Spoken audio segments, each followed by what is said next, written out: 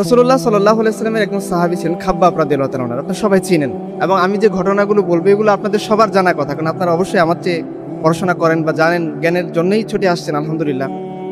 তো তিনি রাসূলুল্লাহ সাল্লাল্লাহু আলাইহি ওয়াসাল্লামের কাছে মাক্কি জীবনে যখন একেবারে নির্যাতনের মাত্রা চূড়ান্ত পর্যায়ে চলতেছিল, তিনি রাসূলুল্লাহ সাল্লাল্লাহু আলাইহি ওয়াসাল্লামের কাছে গিয়ে বললেন, ইয়া রাসূলুল্লাহ, মানে আমাদের যে এই অবস্থা চলতেছে, আমরা দেখতেছি যে আমাদের সামনে ইয়াসির রাদিয়াল্লাহু তাআলার পরিবার, পুরো পরিবার ইসলাম গ্রহণ করেছেন, কিন্তু তাদের মক্কায় বংশধর কেউ না থাকার কারণে আবু জেহেল খুব মাত্রাধিক টর্চার করতেছিল তাদেরকে। আপনারা এই র্যাবের সাম্প্রতিক গুম খুনের কাহিনী শুনে থাকবেন। এগুলো আসলে কুফফারদের কাছে নতুন না, এগুলো তারা তাদের পূর্বপুরুষদের কাছ থেকে শিখছে। এগুলোতে যা আপনারা বলেন ওয়াটার থেরাপির কথা বলেন, কি বলে আরও যেগুলো নির্যাতন করা হয়, হয়তো আমরা এখন মডার্ন টেকনোলজি ইউজ করতেছি, বাট অ্যাগ্রেসিভনেস যে একজন ইমান কুফরের দ্বন্দ্বে কাফের যে অ্যাগ্রেসিভ থাকে মুমিনের প্রতি এবং মুমিনও ঠিক তদ্রূপ থাকে, এইটা ইতিহাসের একটা চিরন্তন বাস্তবতা, যেটা আপনারা সাহাবা কেরামের মাক্কি জীবনের মধ্যে দেখেছেন। তো এত নির্যাতন যখন ইয়াসির রাদিয়াল্লাহু পরিবারের উপর চলতেছে, যে ইয়াসির খুবই বয়োবৃদ্ধ একজন সাহাবী, অতি শিবির বৃদ্ধ বলতে পারেন, বয়োবৃদ্ধ প্রবীণ সাহাবী, মুশরিকরা ইমান কবুল করার কারণে তাকেও ছেড়ে দেয়নি। আমার কিতাবের মধ্যে আছে যে উট বেঁধে তার হাত পা বেঁধে চারদিকে টানা শুরু হয়েছে যে তার হাত পাগুলো খুলে যায়, কিন্তু আল্লাহর দয়া তার হাত পাগুলো খোলেন নাই। এই অবস্থা সাহাবা কেরাম দেখতেছেন। আপনারা সুমাইয়া রাদিয়াল্লাহু তাআলার কথা জানেন যে ওনাকে আবু জেহেল শহীদ করে দিয়েছে। তারপরে ইয়াসির রাদিয়াল্লাহু ছেলে আম্মার ইবনে ইয়াসির, তার অবস্থা আপনারা জানেন, যুবক হওয়ার কারণে, যেমন প্রথম আলো গোষ্ঠীর এখন যেমন সমস্যা যে একটা ছেলে সে যদি দিন বোঝার কারণে তার ভাবির দিকে না তাকায়, যেমন গাজালা করে, একই গাজালা আবু জেহেল করতো। তো সে এই জন্য তাকেও রিমান্ডে নিছে। এই অবস্থা দেখছেন, এবং যিনি আসছেন রসুলের সাথে কথা বলতে সাল্লাল্লাহু আলাইহি ওয়াসাল্লাম, তিনি নিজেও রিমান্ডে নির্যাতিত জর্জরিত একজন পাবলিক, তার নাম হচ্ছে খাব্বাব ইবনে আরাত রাদিয়াল্লাহু আনহু। তিনি এসে আল্লাহ রাসূলকে বলছেন, ইয়া রাসূলুল্লাহ, আমাদের এই যে পরিস্থিতি চলতেছে, আমাদের সামনে আমাদের এই সাহাবী, আমাদের সামনে আপনার উম্মত, আমাদের সামনে আমাদের দিনী ভাই, আমাদের বয়োবৃদ্ধ মানুষ, বয়োবৃদ্ধ নারী সাহাবীদেরকে এত জুলুম করা হচ্ছে, এটা কবে গিয়ে শেষ হবে? কিতাবের মধ্যে আসছে রাসূলুল্লাহ সাল্লাল্লাহু আলাইহি ওয়াসাল্লাম শুয়েছিলেন, তিনি খাব্বাবের কথা শুনে উঠে বসলেন, তার চেহারার রং পরিবর্তন হয়ে গেল। সাহাবা কেরাম বুঝতেন যে রাসূলুল্লাহ সাল্লাল্লাহু আলাইহি ওয়াসাল্লাম যখন রাগ করেন তার চেহারা রং পরিবর্তন হয়ে যায়। খাব্বাব রাদিয়াল্লাহু ভয়ে তার শরীর কাঁপতেছে, না জানি রসুল কি বলেন। রাসূলুল্লাহ সাল্লাল্লাহু আলাইহি ওয়াসাল্লাম বলতেছে, খাব্বাব, তুমি এত তাড়াতাড়ি হাল ছেড়ে দিয়েছো, শুনে রাখো তোমাদের পূর্ববর্তী মুমিন যারা ছিল, ইমানদার যারা ছিল, ইমান কবুল করার কারণে কুফফাররা তাদেরকে জিন্দা কবর দিয়ে দিত। শুনে রাখো তোমাদের পূর্বে যারা ইমান কবুল করেছে তাদেরকে ইমানের পথ থেকে ফেরানোর জন্যে কাফেররা করাত দিয়ে তাদেরকে দ্বিখণ্ডিত করে দিত। শুধু এইটাই না, ইমান কবুল করার কারণে চিরুনি দিয়ে যেভাবে তোমরা মাথা আঁচড়াও, ঠিক একইভাবে কাফেররা মুমিনদের শরীর থেকে আছড়ে আছড়ে গোস্তগুলো ফেলে দিত। এখনও তোমরা হাল ছেড়ে দিলে চলবে না। কেন? আপনার যারা সেনাবাহিনীর অফিসার আছেন তারা জানেন, কমান্ডো একটা ট্রেনিং হয় খুব লং টার্ম সময় ধরে, না খাওয়া না ঘুম না নাওয়া কিচ্ছু এখানে ঠিকভাবে করা যায় না। এর ট্রেনিংয়ের লাস্ট স্টেপে একটা থাকে ম্যারাথন দৌড়, প্রায় 20 কিলোমিটার 12 কিলোমিটার মতো দৌড়াইতে হয়। এবং এই ট্রেনিংয়ের একটা বিশেষত্ব হলো, যদি কেউ কোনো স্টেপে কেউ ডিসকোয়ালিফাইড হয়, সে আর কখনোই কমান্ডো হইতে পারবে না। এই সাহাবাই কেরাম যাদেরকে আল্লাহ সুবহানাহু ওয়া তাআলা প্রস্তুত করতেছেন ইন ফিউচারে রোমান এবং পারস্য সভ্যতাকে জয় করার জন্যে, আল্লাহ সুবহানাহু ওয়া তাআলা তাদেরকে সবরের লাইনে কমান্ডো বানাচ্ছেন। আল্লাহ সুবহানাহু ওয়া তাআলা তাদেরকে ইমানের লাইনে কমান্ডো বানাচ্ছেন। হ্যাঁ, মুশরিকদের তুলনায় তাদের অস্ত্র কম থাকবে, তাদের শক্তি কম থাকবে, তাদের দুনিয়াবি তাকত কম থাকবে, কিন্তু তাদের ইমানি শক্তি এত দৃঢ় থাকবে, কোনো মুশরিকের শিরকি ইমানের সামনে দাঁড়াতে পারবে না ইনশাআল্লাহ। তো আল্লাহ সুবহানাহু ওয়া তাআলা তাদেরকে প্রস্তুত করতেছেন। রাসূলুল্লাহ সাল্লাল্লাহু আলাইহি ওয়াসাল্লাম তাদেরকে বলতেছেন, খাব্বাব, তুমি এখনই হাল ছেড়ে দিলে চলবে না। কেন? ইকবাল খুব সুন্দর করে বলেছেন যে এ শাহাদাত গাহে উলফত নে কদম রাখনা হ্যাঁ আর লোক আসা সমস্তা হে মুসলমান হোনা। আপনি ইমান কবুল করেছেন, আপনি মনে করিয়েন না এই কথা যে আপনার জন্য দারুল কুফরের মধ্যে, জাহিলিয়াতের মধ্যে আপনার আমার ইমান টিকিয়ে রাখা, ইমানি কথা বলা খুব কঠিন হয়ে যাবে, সহজ হয়ে যাবে। ব্যাপারটা এরকম কখনই হবে না। রাসূলুল্লাহ সাল্লাল্লাহু আলাইহি ওয়াসাল্লাম সাহাবাদেরকে এই তালিমই দিচ্ছেন, তোমরা ইসলামিক অবস্থার মধ্যে নেই, তোমাদেরকে আল্লাহ সুবহানাহু ওয়া তাআলা প্রস্তুত করতেছেন ইন ফিউচারে সারা দুনিয়াতে দিনের আলো ছড়িয়ে দেওয়ার জন্যে। এখনই তোমাদের হাল ছেড়ে দিলে চলবে না, আরও দাঁতে দাঁত লাগিয়ে সবরের পাটাতন আঁকড়ে ধরে আরও সামনের দিকে এগিয়ে যেতে হবে। খাব্বাব চুপ হয়ে গিয়েছেন। খাব্বাব কোন পর্যায়ে গিয়েছেন তাকে জিজ্ঞাসা করেন যে আপনি কেন রসুলের কাছে এই কথা বলতে গেলেন? খাব্বাব বললেন, ভাই, তোমার মতো আমার মতো আমাদের সমাজের মতো খুব কমফোর্ট জোন, ফুলের বিছানায় শুয়ে আমি রসুলের কাছে অভিযোগ করতে যাইনি, শোনো আমার নির্যাতনের কাহিনী।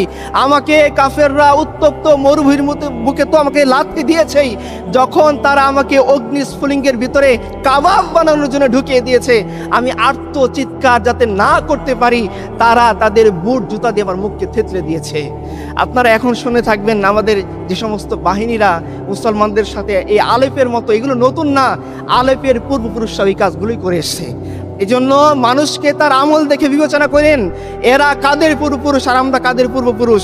আজকে ক্ষমা চেয়ে এ সমস্ত জিনিস পার পাওয়া যাবে না। ইসলামের নিয়ম হচ্ছে যে যে ধরনের কাজ করেছে,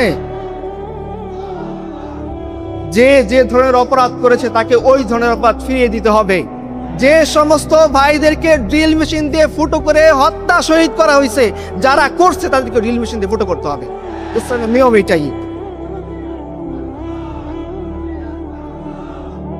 আমি আপনাদেরকে সামনে নিয়ে যাই। ভাই বলছেন যে মাক্কি জীবন পর্যন্ত আলোচনা শেষ, এটাই কি শেষ? সাহাবায়ে কেরাম রওনা দিয়েছেন, হিজরতের ঘোষণা হয়ে গিয়েছে, হিজরতের ঘোষণা হয়ে গিয়েছে, সাহাবায়ে কেরাম রওনা দিয়েছে, এক এক করে যারা পাচ্ছেন চলে যাচ্ছেন।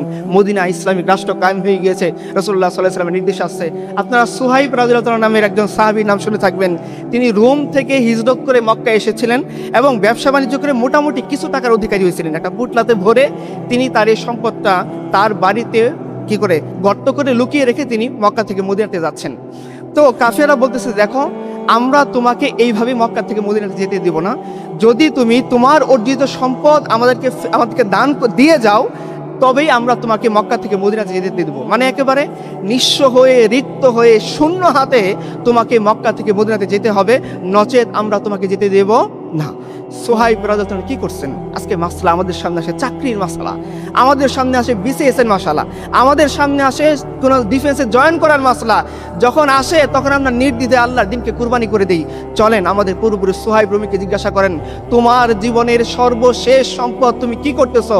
ইমানের মোকাবেলায়, দারুল ইসলামের মোকাবেলায় তোমাকে যখন দারুল কুফরে থেকে যাওয়ার জন্য প্রস্তাব দেওয়া হচ্ছে, তুমি কি করতেছো? তুমি কি ধীরে ধীরে করে নাচতে নাচতে কাফেরের হাত ধরে চলে যাচ্ছ? তুমি কি আপোষ করতেছো? তুমি কি আপোষকামী হয়ে যাচ্ছ? ওয়াদ্দু লাউ তুদহিনু ফায়ুদহিনুন, যে তুমিও একটু একটু ছাড় দিতেছো, কাফেরও কি তোমাকে একটু ছাড় দিয়ে রেখে দিচ্ছে? সুহাইব বলতেছে, না, আমি আমার সমস্ত সম্পদ কাফেরের হাতে সোপর্দ করে আল্লাহ রাসূল সাল্লাল্লাহু আলাইহি ওয়াসাল্লামের হুকুম পালন করার জন্য চলে গেলাম। রাসূলুল্লাহ সাল্লাল্লাহু আলাইহি ওয়াসাল্লামের কাছে যখন এই খবর পৌঁছানো হইল, ইয়া রাসূলুল্লাহ, কাফেররা বলতেছে, দেখো এই যুবক তার সমস্ত সম্পদ কাফেরদের হাতে দিয়ে নিঃস্ব রিক্ত হয়ে একেবারে কেরিয়ার লেস অবস্থায়, দুনিয়ার সবচেয়ে কি বলে লাঞ্ছিত, একেবারে দেহহীন অবস্থায় সে আল্লাহর জন্য আল্লাহ রাসূলের রাস্তায় হিজরত করতেছে। এর চেয়ে বোকা, এর চেয়ে আবেগী আর কে হইতে পারে? রাসূলুল্লাহ সাল্লাল্লাহু আলাইহি ওয়াসাল্লাম বলতেছেন, ওকে তোমরা আবেগী বলিও না, সুহাইব রুমি আল্লাহর সাথে এমন বিজনেস করছে, তার বিজনেস লাভবান হয়েছে। সে সরাসরি ইনভেস্ট করছে কার হাতে? আল্লাহর হাতে।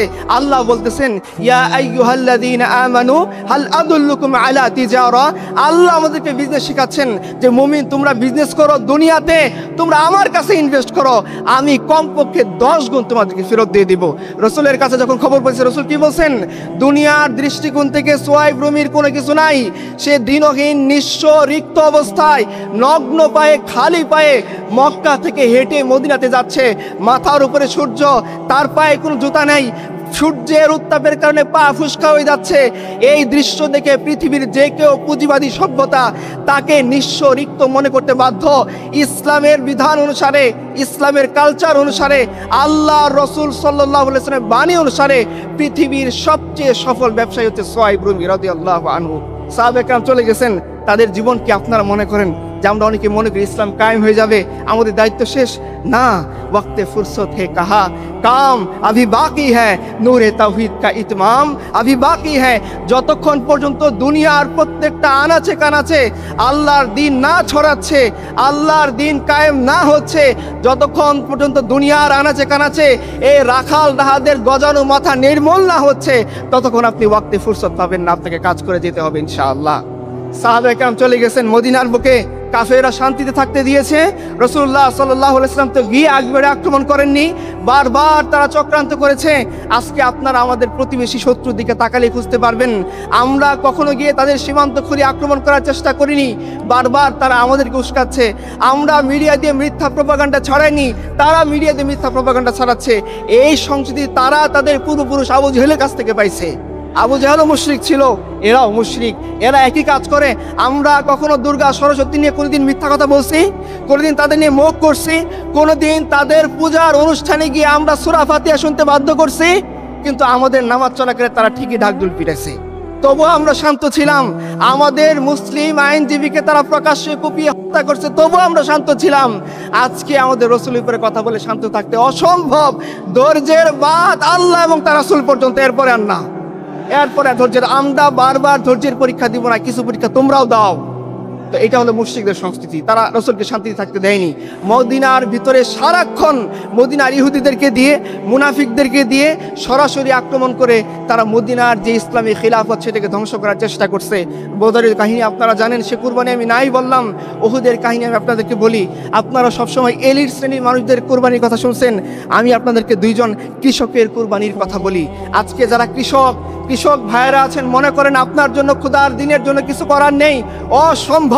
ইসলাম আপনাকে এমন জীবন ব্যবস্থা দিয়েছে, আপনি কুলি হন, আপনি মজুর হন, আপনি শিক্ষক হন, আপনি ছাত্র হন, আপনি যে অবস্থানে থাকেন, আপনি অবশ্যই রসুলের সিরাত খুললে আপনি দিনের জন্য কাজ করার স্পৃহা খুঁজে পাবেন। ওহাব মুজানি, হারিস মুজানি কিতাবের পাতায় স্পষ্ট করে লেখা আছে, দুইজন কৃষক ছিলেন, চাষা ছিলেন, উহুদের যুদ্ধে আসছেন। আসার পরে তারা গনিমত কুড়াচ্ছিলেন। হঠাৎ করে যুদ্ধের মোড় ঘুরে গেছে, রাসূলুল্লাহ সাল্লাল্লাহু আলাইহি ওয়াসাল্লামের উপর আক্রমণ আসতেছে। 9 জন সাহাবী আল্লাহ রাসূলকে প্রোটেক্ট করতেছেন, এক এক করে প্রায় 7 জনই শাহাদাতের পেয়ালা পান করে নিয়েছেন। এই অবস্থায় ওহাব মুজানি, হারিস মুজানি চাচা ভাতিজা দুজন আসছে। রাসূলুল্লাহ সাল্লাল্লাহু আলাইহি ওয়াসাল্লামের এই অবস্থা দেখে মালে গনিমত কুড়ানো ছেড়ে দিয়ে আল্লাহর রাসূলের কাছে গিয়ে বলছে, লাব্বাইক ইয়া রাসূলুল্লাহ, বলেন আমার উপর অর্ডার কি? রাসূলুল্লাহ সাল্লাল্লাহু আলাইহি ওয়াসাল্লাম বলতেছেন, এই যে ধেয়ে আসতেছে সেনাবাহিনী, খালেদ তার 1200 অধিক ফোর্স নিয়ে আক্রমণ করার জন্য আসতেছে, অনবরত তীর বৃষ্টি, পাথরের বৃষ্টি বর্ষিত হইতেছে। তোমাদের এখন দায়িত্ব হলো, জিম্মাদারি হলো তোমাদের রাসূলকে রক্ষা করা। এই হারিস মুজানি, ওহাব মুজানি কি করছেন? গরিব মানুষের সম্পদের প্রতি আকর্ষণ থাকাটা স্বাভাবিক ছিল। মালে গনিমত কাফেররা ফেলে চলে গেছে, তারা এটা কালেক্ট করতেছেন। একেবারে যে সময়ে দুনিয়া কামানোর সর্বোত্তম সুবর্ণ সুযোগ ছিল, কেউ তাদেরকে বাধা দিত না, কারণ সবাই ছিন্ন বিচ্ছিন্ন হয়ে আছে। এই মুহূর্তে সম্পদের লোভ ছেড়ে দিয়ে, দুনিয়ার লোভ ছেড়ে দিয়ে, মালে গনিমতের লোভ ছেড়ে দিয়ে এই দুই সাহাবী কৃষক, আপনাদের মতো হয়তো অত বেশি শিক্ষিতও না, কিন্তু তারা অবশ্যই ঈমানের লাইনে আমাদের চেয়ে হাজারো কোটি গুণে এগিয়ে আছেন। এই মহান দুই কৃষক সাহাবী রাসূলুল্লাহ সাল্লাল্লাহু আলাইহি ওয়াসাল্লাম এই ঘোষণা শোনার পরে ময়দানের ভিতরে ঝাঁপিয়ে পড়লেন। কিতাবের পাতায় লেখা আছে, হারিস মুজানি ছোট্ট একটা অস্ত্র নিয়ে আসছে, যেটা কুফফারের মোকাবেলায় দাঁড়ানোর ক্ষমতা নেই। এই ছোট্ট অস্ত্র তিনি লড়াই করতে করতে শাহাদাতের পেয়ালা পান করে নিয়েছেন। তার পাশে দাঁড়িয়ে ছিল তার ভাতিজা ওহাব মুজানি। সে দেখতেছে, আরে আমার চাচা যদি আল্লাহর রাসূলকে রক্ষা করতে গিয়ে নিজের জীবনে ভেবে বিলাই দিতে পারে, আমি কোন দুঃখে বেঁচে থাকবো। ওহাব মুজানির ভাতিজা হারিস মুজানি তার চাচাকে দেখতে দেখতে সেও আল্লাহ রাসূলকে রক্ষা করতে, সেও আল্লাহর দিনকে রক্ষা করতে, সেও আল্লাহর জমিন, আল্লাহর খিলাফতকে টিকিয়ে রাখতে তার জীবন বিলিয়ে দিয়েছে নিজের সম্পদের মোহকে দূরে টেনে। যে আজকে আমরা স্লোগান দিই, আমরা অনেক কমফোর্ট জোনে আছি ভাই, অনেক কমফোর্ট জোনে, এসি আছে, লাইট আছে, কত সুন্দর জায়গার মধ্যে আমরা নাশিদ পড়ি, খুব স্টাইলিশ পাগড়ি গায়ে দেই, ভালোভাবে আসি, স্টেজ সাজানো থাকে, আলহামদুলিল্লাহ, এগুলো নিষেধ নাই। আমি আপনাদেরকে আরেকটা নাশিদের স্টেজের কাছে নিয়ে যাই, চলেন। যখন কাফের আক্রমণ করার জন্য আসতেছে আহজাবের যুদ্ধের মধ্যে মুনাফিকদের সবচেয়ে বড় জোট, আল্লাহ তাআলা এটাকে আহজাব বলছেন, সম্মিলিত জোট আক্রমণ করছে। প্রায় 10,000-এর বেশি কুফার আসতেছে মদিনার ইসলামী খিলাফতের নাম নিশানা মিটিয়ে দিতে। রাসূলুল্লাহ সাল্লাল্লাহু আলাইহি ওয়াসাল্লাম ইমিডিয়েট গোয়েন্দাদের কাছ থেকে তথ্য নিয়ে তাড়াতাড়ি সাহাবীদেরকে প্রস্তুত করছেন, পরীক্ষা খনন করছেন, এরপরে তার আক্রমণ করার জন্য আসছে। অবস্থা দেখা গেল রাসূলুল্লাহ সাল্লাল্লাহু আলাইহি ওয়াসাল্লাম এবং তার সাহাবীরা যখন পরীক্ষা খনন করতেছেন, প্রচণ্ড শীতের মৌসুম, তাদের গায়ে গরম কাপড় নেই, অনেকে ঠকঠক করে কাঁপতেছেন, তাদের খাওয়ার মতো ভালো খাবার নেই। আপনারা জানেন, ইতিহাসের কিতাব আপনারা পড়েছেন, শুকনো ঠনঠনে রুটি রাসূলুল্লাহ সাল্লাল্লাহু আলাইহি ওয়াসাল্লাম তার সাহাবীরা খাচ্ছেন, রুটি খাওয়ার জন্য তারা ঘি ম্যানেজ করতে পারেন নাই, রুটি খাওয়ার জন্য তারা ভালো ডাল ম্যানেজ করতে পারেন নাই, রুটি খাচ্ছেন দুর্গন্ধওয়ালা চর্বি দিয়ে। রাসূলুল্লাহ সাল্লাল্লাহু আলাইহি ওয়াসাল্লাম সাহাবী আবু তালহা রাদিয়াল্লাহু আনহু রাসূলুল্লাহর কাছে আসি বলতেছেন, ইয়া রাসূলুল্লাহ, আমার অবস্থা দেখেন, পরীক্ষা খনন করার দায়িত্ব পড়ছে প্রত্যেকটা টিমের উপরে 40 হাত করে, আমার টিমের অবস্থা এত জৈন্য আমরা আর পারতেছি না ইয়া রাসূলুল্লাহ। তিনি তার পেট মোবারক তুলে দেখাইছেন। আল্লাহ রাসূলকে বলছেন, ইয়া রাসূলুল্লাহ, ক্ষুধার কষ্ট, শীতের যন্ত্রণা, এর মধ্যে ক্ষুধার কষ্ট নিবারণ করার জন্য পাথর পেটে বেঁধে রাখছি। রাসূলুল্লাহ সাল্লাল্লাহু আলাইহি সাল্লাম চলে যান। ইসলামী খিলাফতের প্রধান যিনি, একটু আগে রফিক ভাই আমাদের ইসলামী খিলাফতের কথা বলে গেছেন, চলে যান। আজকে আপনারা যে সিস্টেমের মধ্যে থাকেন, তারা কমফোর্ট জোনে 15 একর জমি নিয়ে থাকে, আর রাসূলুল্লাহ সাল্লাল্লাহু আলাইহি সাল্লাম ভাগ্যে 1 কাঠা জমিও জোটে নাই, ছোট ছোট 2-1টা খুপড়ি ঝুপড়ি ঘর বানিয়ে আম্মাজানকে দিয়েছেন। আপনি চলে যান মদিনার ইসলামী খিলাফতের প্রধান মুহাম্মদুর রাসূলুল্লাহ সাল্লাল্লাহু আলাইহি সাল্লামের কাছে, জান্নাতের দরজা যার জন্য বন্ধ করে রাখা হবে, সেই মহান মানবের কাছে চলে যান। তিনি আবু তালহাকে বলছেন, আবু তালহা, তুমি ক্ষুধার্ত, তোমার নবী খেয়ে আছে, ব্যাপারটা এরকম না। রাসূলুল্লাহ সাল্লাল্লাহু আলাইহি সাল্লাম তার পেট মুবারক তুলে দেখাচ্ছেন, তার পেটে 2টা পাথর বাঁধা। এই অবস্থায় সাহাবা کرام কি বলতেছেন? সাহাবা کرام বলতেছে কি, নাহনুল্লাযী বায়াউ মুহাম্মাদা আলাল জিহাদ মা বাকিনা আবাদা। পৃথিবীর কুফফাররা শুনে রাখো, হে আবু সুফিয়ানের বাহিনী শুনে রাখো, তোমরা দুনিয়ার তাকত নিয়ে, হাওয়াজিন গোত্রকে সাথে নিয়ে, নজদের গোত্রকে সাথে নিয়ে সমস্ত কুফফার জোট করে মদিনার ইসলামিক খিলাফতকে ধ্বংস করার জন্য আসতেছো। আমাদের সামনে মাত্র 3000 বাহিনী আছে, আমাদের সাথে জীর্ণ শীর্ণ অবস্থায় আমরা আছি, রুটি খেতে পাচ্ছি না, ভালো স্যুপ নেই, স্যুপ খেতে পারতেছি না, ঘি নেই। মনে রেখো, আমরা এমন বাহিনী তৈরি হয়েছি যে যতক্ষণ আমাদের হায়াত থাকবে, যতক্ষণ আমাদের হৃদয়ের স্পন্দন থাকবে, ততক্ষণ আমরা মুহাম্মদের হাতে বায়াত করছি, আমরা আমাদের জিহাদ চালিয়ে যাব ইনশাআল্লাহ। আমি আপনাদেরকে 2জন কিশোরের কাহিনী শোনাই। আত্মত্যাগ। আমরা কিশোররা, আমাদের কিশোররা কি করে? কিশোররা কিশোর গ্যাং বানায়, কিশোররা মুরব্বিয়ানে কেরামের উপর বেয়াদবি করে, কিশোররা দিনে দুপুরে ডাকাতি করে, কিশোররা রেপ করে। চলেন আমি মদিনার সোনালী সমাজের 2জন কিশোরের কাহিনী আপনাকে শোনাই। মাজ এবং মুআজ, বদরের যুদ্ধে আব্দুর রহমান ইবনে আউফ তিনি ঘোড়ার ময়দানে অপেক্ষা করতেছেন কখন আবু জেহেল তার সামনে আসে, তিনি অ্যাটাক করবেন। দূর থেকে তিনি আবু জেহেলকে তাক করে আছেন। 2জন সাহাবী মাজ এবং মুআজ, বয়স 14-15 কাছাকাছি। তারা গিয়ে বলতেছে, আঙ্কেল আবু জেহেল কোথায়? এই কথা শোনার পর আব্দুর রহমান ইবনে আউফ বলতেছেন, তুম ভাতিজা, তোমরা এরকম দুর্ধর্ষ কাফেরকে দিয়ে কি করবা? বলতেছে, চাচা, আমরা শুনেছি আল্লাহ রাসূলকে কষ্ট দেওয়ার ক্ষেত্রে সবচেয়ে অগ্রগামী ছিল আবু জেহেল। আজকে আমরা 2 কিশোর পণ করে আসছি, হয় দুনিয়াতে আবু জেহেল জীবিত থাকবে, নয়তো আমরা জীবিত থাকবো। চলে গেছেন, সাল দেখিয়ে দিয়েছেন, ওই যে আবু জেহেল, উঁচু ঘোড়ার উপরে চড়া, সেনাবাহিনী বেষ্টন করে রাখছে তাকে, যাও গিয়ে তাকে অ্যাটাক করো। আব্দুর রহমান ইবনে আউফ বলতেছেন, যখন আমি তাদেরকে নিশানা দেখিয়ে দিলাম তাক করে, 2টা বাচ্চা শিশু, যাদেরকে আপনারা কিশোর বলেন, নাবালেগ বলেন, এই 2টা বাচ্চা শিশু আব্দুর রহমান ইবনে আউফ বলতেছেন, আমি দেখলাম বজ্রের ক্ষিপ্ত গতিতে বাজ পাখির মতো এরা আবু জেহেলের কাছে চলে গেল। একজন গিয়ে অ্যাটাক করলো, খুব স্বাদের মতো সুন্দরভাবে আবু জেহেলকে হত্যা করতে পারে নাই। আবু জেহেলের বডিগার্ডটা তাকেও অ্যাটাক করছে। মুআজ রাদিয়াল্লাহু আনহুর ডান হাত কেটে গেছে। তার ভাই বলতেছে, ভাই তুমি এবার ক্ষান্ত হও। মুআজ বলতেছে, খবরদার, 2জন পণ করে আসছি, যতক্ষণ আমাদের চোখের পলক ফেলার মতো শক্তি থাকবে, ততক্ষণ আমরা আবু জেহেলের বিরুদ্ধে জিহাদ চালিয়ে যাব।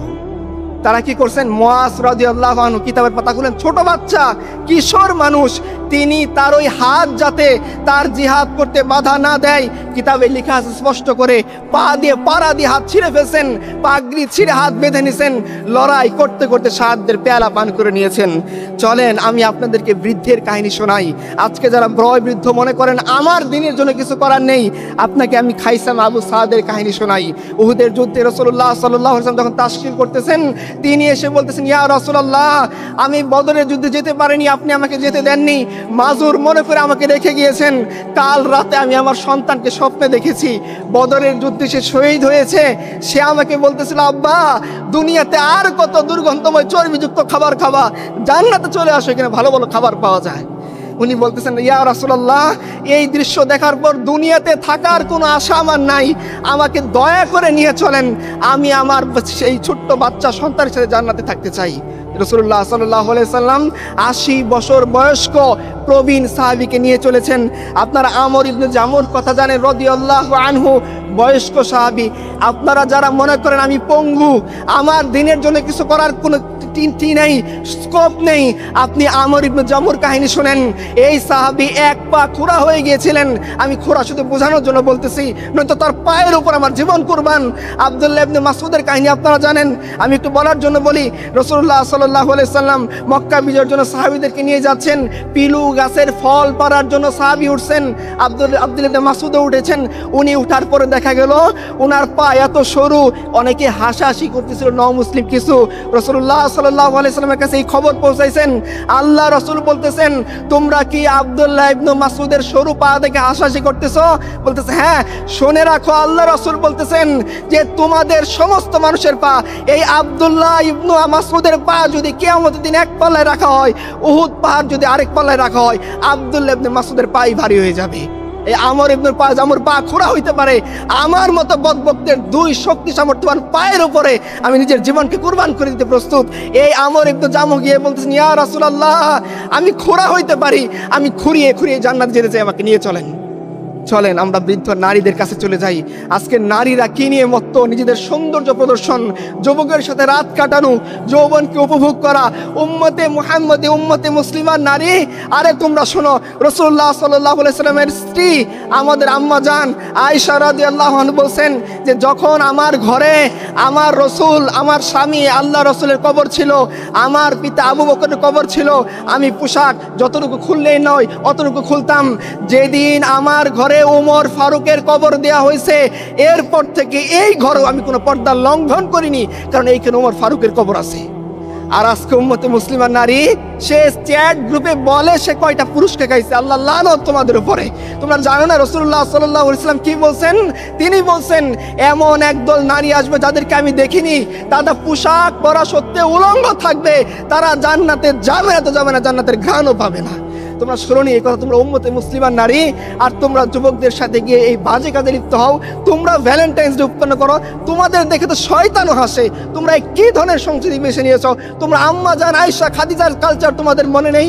চলো তোমাকে আরেকজন আমি অবলা নারীর কথা বলি, যাদেরকে তোমরা অবলা মনে করো। আমরা আপনারা নাসিবা বিনতে কাব রাদিয়াল্লাহু আনহার কাহিনী জানেন। ইনি বায়াত আকাবার মধ্যে শরীক ছিলেন, অন্যতম আনসার সাহাবী, মহিলা সাহাবী। ইনি এই বায়াতের মর্যাদা কিভাবে রক্ষা করেছেন?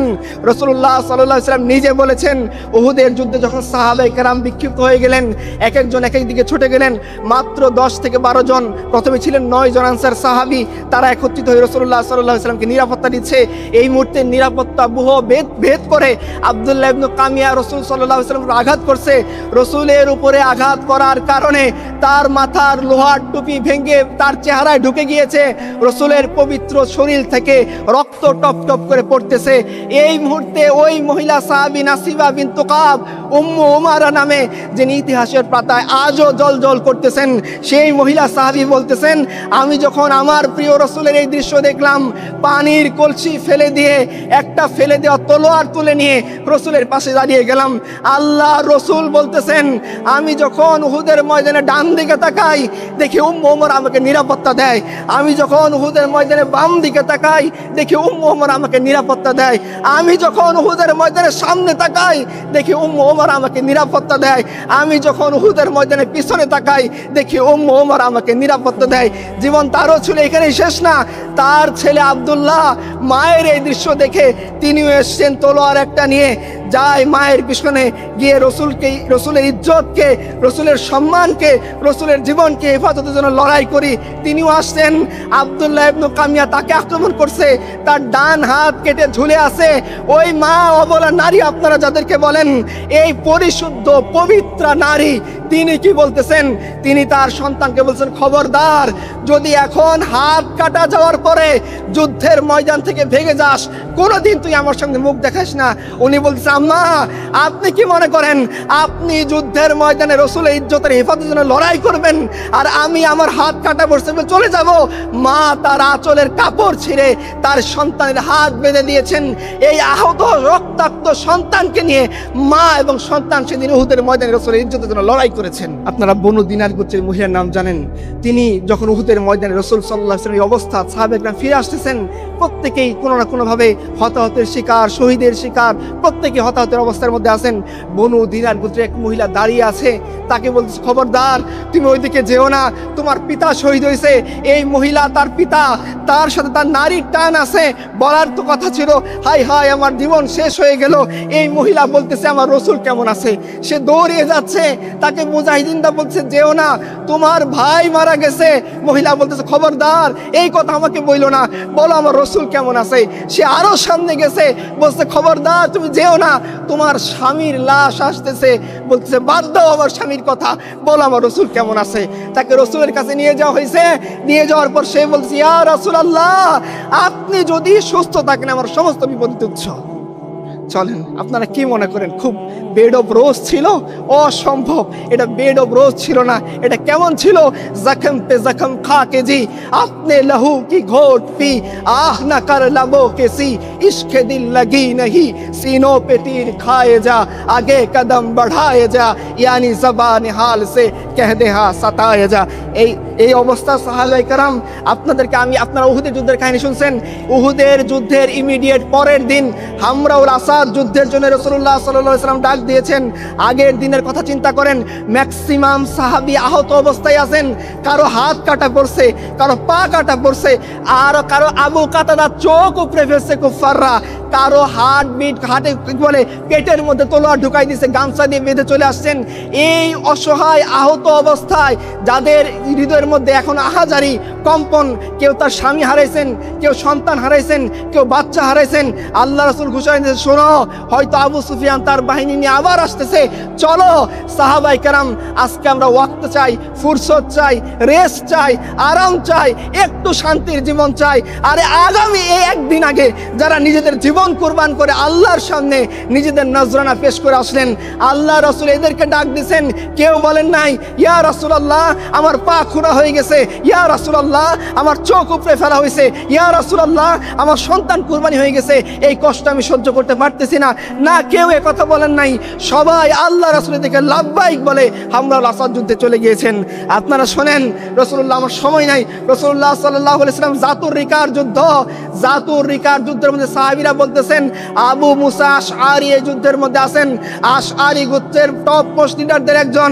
তিনি বলতেছেন যে দেখেন লাইফটা, আমাদের জীবনটা, মুমিনের জীবন কখনো এত প্রশান্তির হইতে পারে না যে সে জীবনটা নিয়ে মস্তি করে যাবে। এরকম মাস্তির জীবন আল্লাহ আমাদেরকে দিবেন না, আমাদের সুকুন দিবেন, মজ মাস্তি আল্লাহ তাআলা আমাদেরকে জান্নাতে করতে দিবেন। সাহাবীরা কি করতেছেন? জাতুর রিকার যুদ্ধ।